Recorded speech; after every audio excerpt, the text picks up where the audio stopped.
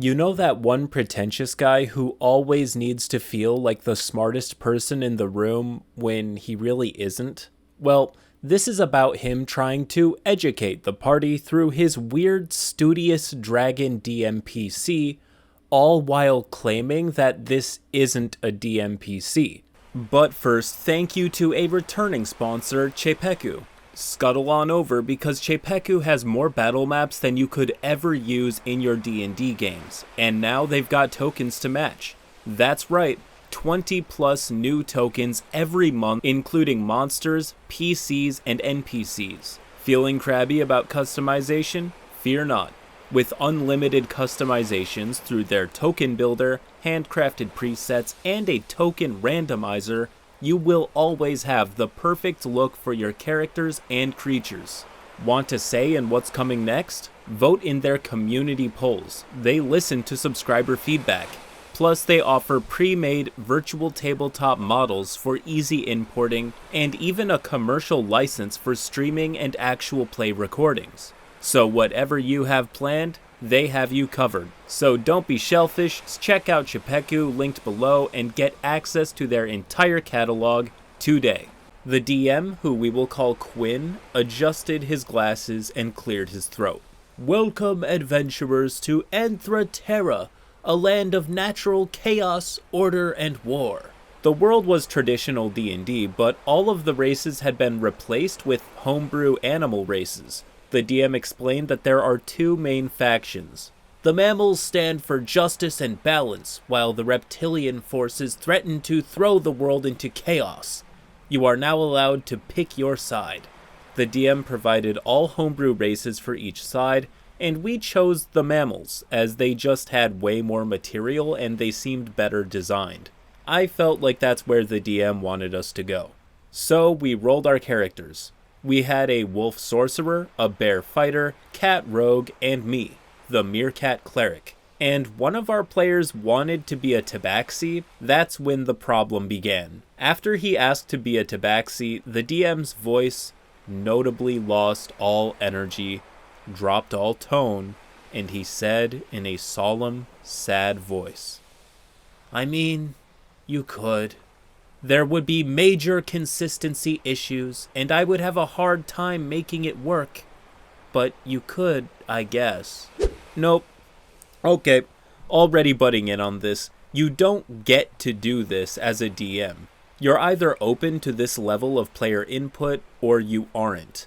Either choice is okay, but you can't do this guilting in-between dance where you're open to it. Oh, but it would be oh so difficult. But I guess you could, but it would also wound me. This reads like the DM wants to appear open to player additions, but he isn't. Which is weird because it would be completely acceptable for him to say no. It would be even better to help the player add what they want into the campaign. Acting like this just makes him look like he's trying to be manipulative, but he's handling it like a baby and it's completely see-through. The player who wanted to be a tabaxi backed off and reassured the DM that he wasn't really serious and he actually wanted to play the tiger anyways. Session 0 ended on that note. Then, a week later, the campaign hit its stride. Our first task was to report to the commander, a tall badger who would assign us missions that advance our campaign. We mostly did grunt work and roleplay for the first few, learning more about the world and the characters in our encampment. Our party were lowly supply liners, loading and shipping wagons full of supplies to the front lines while receiving war reports. We weren't being told how the war was going for us, but let me explain how we came to know the current standings. Our shipment runs got shorter and shorter, meaning our front line was being pushed back. If our front line is being pushed closer to our reserves, the war cannot be going well for us. Our roleplay was fun and goofy, but there was a gloomy backdrop, as if a looming threat was just about to break through the front line. That's when the badger gathered us for a meeting. He reclined in his chair, poured himself some scotch, and informed us that we're being sent to the front. Our characters did not take this well, but as a player, finally, some action. We marched shoulder to shoulder, and after a brief training session, we got pushed to the front of the front. It's quiet, very quiet. Then we hear the hissing and clawing of 1,000 reptiles up ahead, charging into our ranks. Our army was divided into platoons. Ours was led by the Badger. While we won all of our encounters, our army was losing the larger battle. We kept getting pushed back. Then, in the final moments of an agonizing losing battle, the cat spotted something in the distance. Sparkling, shining in the distance. A successful perception check revealed someone decorated with medals. The enemy commander. Our group huddled. The cat told us where the enemy commander was located. The Badger laid out a plan for us. We're losing badly, but we can distract his forces for just long enough, and we can sneak through the trenches, take out the leader, and clean out the rest. Now go! We left most of our unit behind to keep the distractions coming. Wolf, bear, and tiger lobbed explosives, screamed, waved banners, and fought furiously to draw as much enemy attention as possible. Meanwhile, our cat, Badger, and myself, the meerkat, were stealthing behind enemy lines, creeping closer and closer to the enemy command tent. Then, when we could sneak no more, we sprung into action, lobbing an explosive into the tent and using a surprise round to decimate them. This caused chaos in the enemy front line, as their orders were interrupted. The reptiles were still winning, but they were no longer aggressively pressing their advantage. The cat popped in and out of the shadows to attack.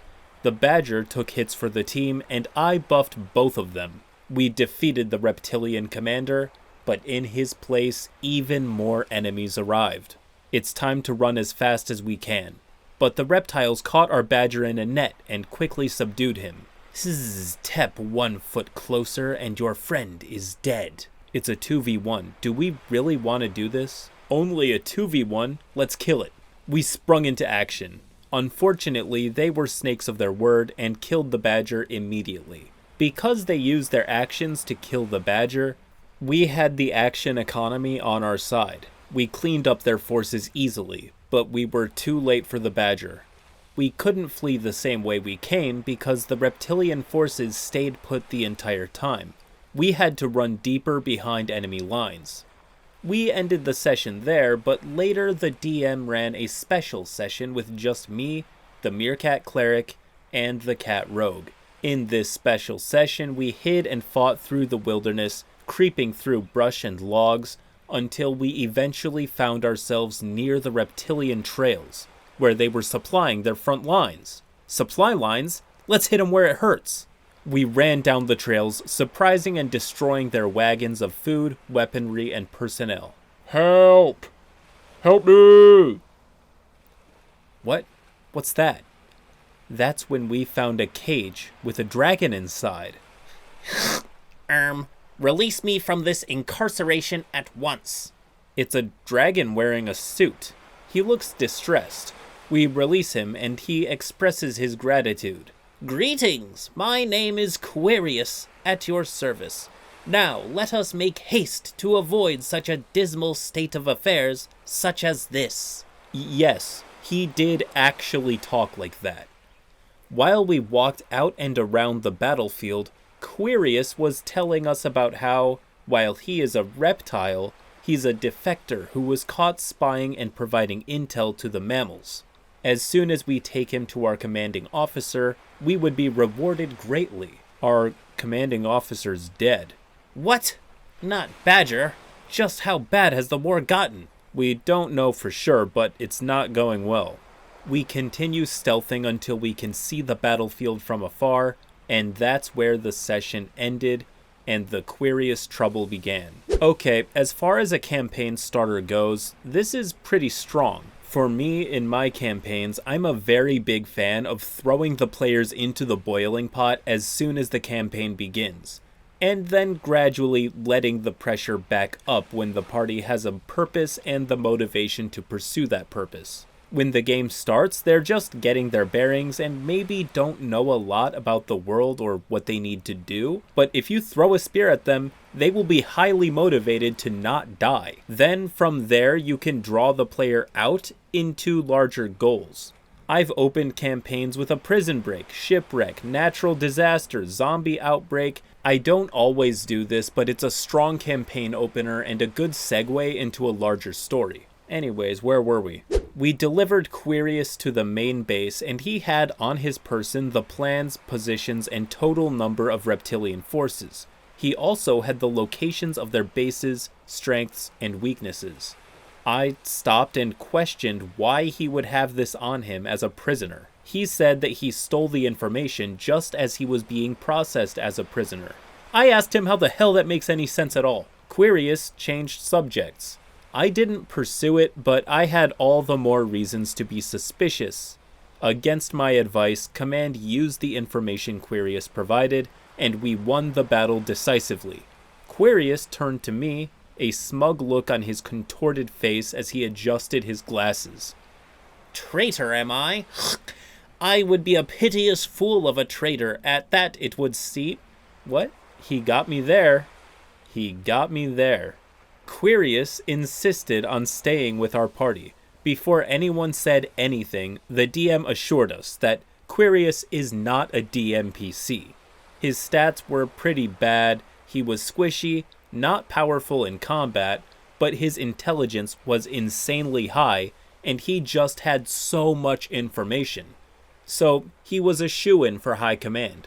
If he joined, he would convince High Command to make us a Special Forces stealth unit. This motion was passed as we had already extracted a prisoner. So, after that session, we were now declared an elite stealth unit with a new commanding officer, Quirius. Our regular sessions transformed into escort missions, but unlike most battles, our army was now winning due to our superior intelligence.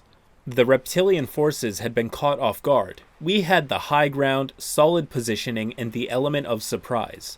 Then, Quirius flapped down from his vantage point and ruined everything. Halt! He bellowed, landing with a dramatic sweep of his wings. The gameplay paused for a second. We all awaited what the nerdy dragon wearing tiny glasses had to say. Your strategy is flawed, Quirius announced, striding in front of us. As your tactician, I shall direct the battle to ensure absolute victory. So I said, we're already ensuring absolute victory. Not in due enough efficiencies, Quirius countered. Quirius adjusted his glasses and spoke in rapid succession. Bear, you will retain possession of the front line, but pivot 30 degrees southwest to force their archers into an exposed position. Wolf, do not open engagement with the chieftain. Rather, create a diversion on the right flank, forcing him into a suboptimal defensive stance. Quirius would command us in combat just like that all the time. But these commands didn't give us any bonuses per the rules. He was just saying all of this, so we wouldn't always obey or agree. There was no punishment for disobedience yet, but anytime we didn't do as he said, he would always make the same noise. Quinn changed his Discord and Twitter accounts to Quirius, and he always had a pretentious attitude, but he just got more pretentious. He would correct people all the time, even incorrectly. He always had to be seen as the smartest person in the room, no matter how dumb he looked in the process. In short, Quirius was him, an in-game reflection of his real character. Okay, that's weird, but at least the party now knows where his priorities lie. He wants to add his OC into the game. The uptight babysitter of a ragtag, chaotic group can be a fun dynamic. The party are mad lads, and the dragon is there to play the straight man role. Also, the DM tried to deny that his character is a DMPC, when his character is categorically a DMPC. That's what you get when the DM adds their own tune that acts like a player character. When people ask me for my opinions on DMPCs, I say that they aren't always a bad thing, but it takes a specific kind of party and a specific kind of DM to handle it correctly, and they don't really have a place in most games. But the DM has a lot more in store for our heroes. We arrived at the dungeon encampment. We needed to solve a puzzle to open the war chest after we cleared all of the reptilian camps. "The chest is bound by an ancient magic," Quinn described. "3 stone pillars stand before it, each with a glowing rune. To open it, you must solve the puzzle." We leaned in, excited. We love puzzles. This was the kind of thing we could sink our teeth into. Just as we began to solve, the DM placed an hourglass on the table in front of us. A timer. "What happens when time runs out?" I asked. "You'll see." "All right," Kat said, rubbing her hands together. "Let's check out those runes." "I investigate the first pillar," Wolf added. I rolled Arcana and we started theorizing. We experimented with the pillars. One reacted to touch, but the other 2 didn't. When we touched one, a different one would light up. Huh. What could any of this mean? We continued our experiments when the timer ran out. Oop. We were waiting on the DM's every word. And you know what he said? Then Quirius stepped forward with a smug grin. "Oh, but you intended so well, as you exist in the form of a combatant, not a true scholar. I shall purview this, a pillar set." Quirius reads the runes and places his claws on the pillars in the correct order, then uses fire breath to heat the runes in the center, unlocking the war chest. He did this instantly. Nobody even reacted. You could hear us blink in the silence. Yay. We win, I guess? What was the DM thinking? Why do this at all? He set the timer, he put it out there in a threatening manner. He knows the party doesn't want this outcome. It had a foreboding, dark energy to it. Did the party wrong him? Is he already acting adversarial and retaliating because the party would disagree and disobey with his orders? If that's the case, then this DM is actually one of the worst. Maybe it's not though, maybe I'm wrong, maybe I'm missing context, whatever. But looking at the post and reading this, you draw conclusions. If these are all new players, I somewhat agree with the idea behind Quirius. Let me explain. He's like the "Hey, listen" fairy from Legend of Zelda. Hey, listen! If someone is totally new to the concept of TTRPGs and has never played a pen and paper RPG, then having a Training Wheels NPC could be a good idea if you think they might need some help. But then, even in that case, this is being executed terribly. So I don't even know why I said all that. Anyways, after that, we turned in the quest. "Wow, congratulations, adventurers. You did it. Heroes to your kind, all of you." I disagreed. No, really, you should be thanking Quirius. He did everything. Bear was about to disagree with me, but mid-disagreement he switched his tune. "What do you mean? Wait, no, you're right. Quirius really should take all the credit. He did all of the work. We can only hope that one day we might be a mere fraction of Quirius's greatness." It was a petty, sarcastic celebration. It really meant nothing to us that the mammal's goals were advanced. But Quirius just ate it up. Well, if you insist. Oh no, we more than insist. Please, why do we even have these medals? You're the most deserving party to this.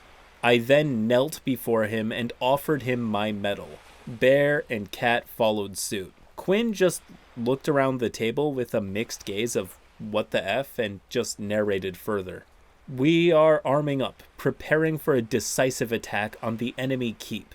Quirius laid out the plan, and needless to say, we were really getting tired of him. So, during the attack on the keep, we continued to not obey Quirius. He would sigh and tell us how wrong we were in a verbose manner, but we didn't really care.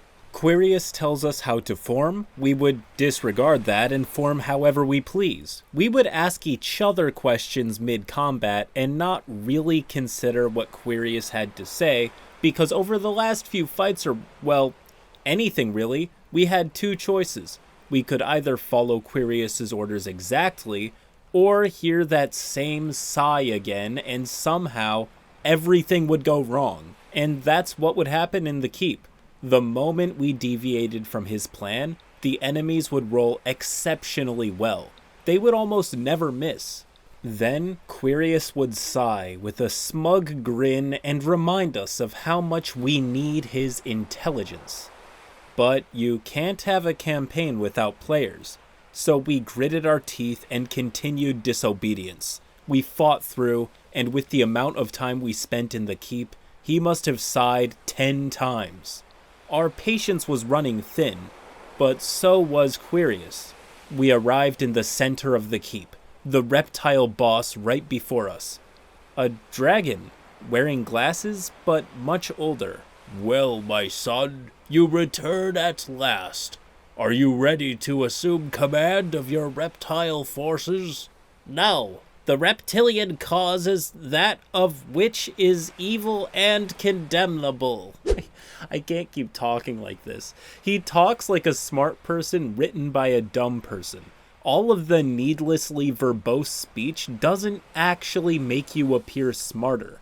It makes you look like someone who is insecure and needs the people around him to think he's smart. Nobody naturally talks like this. So people who do talk like it are intentionally trying to project an image. They're trying to put an idea in your head of who they are. At this point, this isn't even D&D. This is a power struggle between egos, thinly veiled as D&D. You have the DM who's either too dense or doesn't care at all, and the party passive-aggressively punching up at him. There's no way this will end well, especially if the DM's ego gets hurt. Anyways, I will never join the reptilian cause. Maybe this could change your mind. The Elder Dragon pulls out a scaly book titled Reptilian Liberation of a Doomed World, but a page in the middle is burning. It reads, "The reptilian story was all but complete. It only needed one great ruler to complete the puzzle. Then, the next page is smeared with ink and tattered, it's on fire. But that ruler to be dared to not conform like the others, dared to betray his own kind." He paused for dramatic effect. Quirius, the scholarly dragon, forsook his kind to seek a higher path, a beacon of knowledge, a highborn but lowly outcast. A figure of wisdom abandoned the service of his reptilian brethren. Quirius closed the book. If I am to be the finale of this historic story to be, let the book burn. I forsake service unto one such tribe as this, and would sooner perish. A fight breaks out, and in the end, Quirius's father is killed. Quirius is near death. The book burns to a crisp. We are now left to our own devices. Get me out of here at once. I won't last much longer. We have a party meeting. Fellas, Quirius is hurt. Who's gonna tell us how dumb we are now? Ah, golly, 'twill thee truly be an event, most distasteful should he perish. So, we're leaving him? Yeah. You will regret this. You will burn for this. Oh, is that a threat? Okay, let's kill him. That's when Quinn informs us that Quirius actually absorbs his father's spirit, returning him to max health. Also, he's now twice as powerful as he was before. Rah! You've humiliated me for the last time, but I give you one last chance to take it all back or face my wrath. If he was always able to do that, why didn't he do it earlier? I don't know. He must be compromised now. We mammals will fight for our rights to self-determination outside of your reptilian influence. Wait, what? No, I'm fighting for your right to... What? That's exactly what a compromised person would say. A fight breaks out, but the dragon being twice as powerful meant his intelligence stat was even more exceedingly high, but everything else was just kind of above average. Also, the barbarian had favored enemy Draconic, so it wasn't that much of a fight. We walloped him in a few rounds. Overall, pretty underwhelming. Then, his skin crawled and cracked. He began to enter his final form. Quinn left the game on a cliffhanger to write his stats and what this final form actually is. The rest of us decided not to show up to the next session. Over text, Quinn whined and complained about how unfair it was that we're leaving him like this. Then, he blamed Bear for turning everyone against him. Which is odd, because if it was anyone, it was me. Then, he said we were all terrible players throughout, and he would warn the university to not play with us. Which he did, but nobody took him seriously, and we all laughed and played behind his back. Legend has it, he's still warning everyone to not play with this group to this day. DMs control so much of the game, and when I run it, I'm already occupied by running the NPCs, the world, the events. I don't want to control the party on top of that, and I fundamentally don't understand the DMs that do. Anyways, just another tale of a DM that showed promise, only to trash it in a disgusting way. Hope we all learned something. Till next time.